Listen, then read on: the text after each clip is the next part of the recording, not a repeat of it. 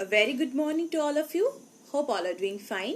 In our previous class, we went on a revision test on the chapter Birches. Now, in this class, we will have another revision test based on the chapter The Duckling Thrush, right? So, we have already learned the poem. We have deciphered its meaning as well. But then also let us go for a quick recapitulation so that you will have no difficulty in answering the questions have been assigned to you in the revision test papers, right? So what we have seen it was a bleak and barren evening. The poet was leaning against the coppice gate. Frost has turned everything into spectre grey. The sunlight was failing and the darkness was thickening, right? The leafless branches of woodbine stood out sharply against the sky.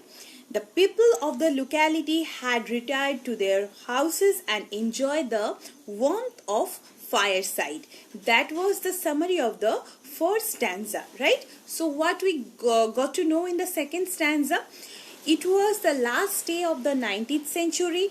The grey, desolate and gloomy landscape before the poet appeared to be the dead body of the century. Not laid out for decent burial, but leaning out in a sitting posture, right? The cloudy sky was the roof of its burial vault, and the moaning wind its funeral song.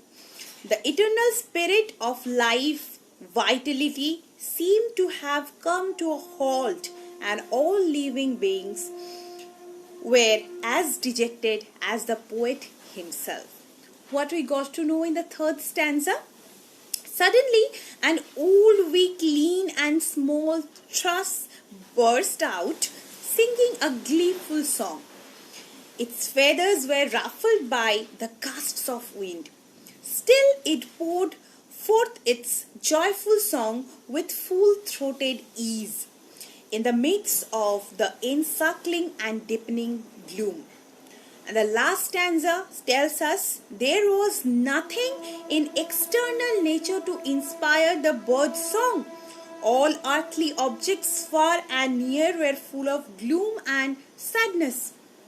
The bird seemed to bid goodbye to the world at large. The poet inferred that the bird was inspired by the hope of bliss and happiness, which was known to it but not known to the poet. Right? So that was the quick recapitulation of the poem. Now I have given a few questions there that you will get in the worksheet section. What are they? The first one is, what do the thrush and the poet have in common in the Duckling Thrush? So what do they have in common? Yes, the poet was bitten by hopelessness and the bird was bitten by the poor and unfavorable weather outside. It was bitten very badly. Its blast beruffled plume we have already learned in the third stanza of the poem. But the difference was that the bird somehow knows how to be happy. It was, aware of the inspiration that was the source of its cheerful song, which the poet unaware of. So that was the difference. This question is asked to you in the examination. So you will write the answer. The next question is, what is the central metaphor in the Duckling Thrush? The center metaphor, while describing this question, the second stanza will be very beneficial to you. Just go through this. The land's sharp features seem to be the century's crops outlined. His crypt and cloudy canopy, the wind his death lament. The ancient pulse of germ and birth was shrunken, hard and dry, and every spirit upon earth seemed fervorless as I. Right? So the central metaphor is obviously the bleak, barren landscape lying in front of the poet. Right? So all these metaphors are being used to describe its barrenness, the desolation, the gloom of the day, Okay, and that is turning the poet into a pessimistic one. The third question is, in what way is the poem The Darkling Thrush an attempt by the poet to search for the meaning in the world? Yes, we have seen in the first two stanzas, the poet has described about the 19th century's last day, and it was lying like a corpse of the century, and nothing good and nothing cheerful seemed to be happened on that day. Rather, it was causing the eternal sadness for the poet. But towards the ending, we have seen in the third stanza, at once a voice arose among the bleak twigs overhead, in a full-hearted evensong of joy illimited.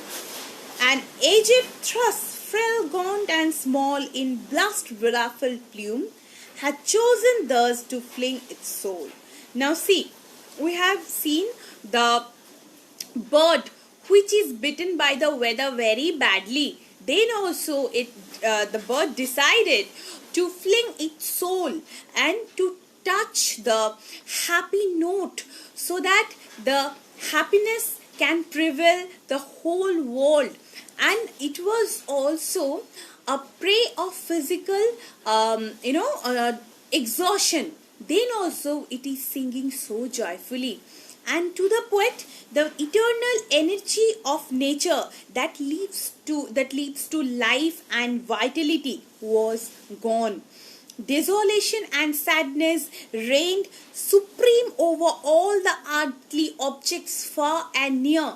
But the bird, it knew the note of happiness, and thus it touches and it wants all the other members of the world to also denote the same, right?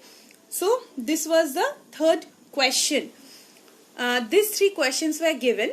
Now hopefully you will have no difficulty in answering. If you have, then you can write to me. I'll try to solve. So this much for today's class. We will meet with something new in our next classes.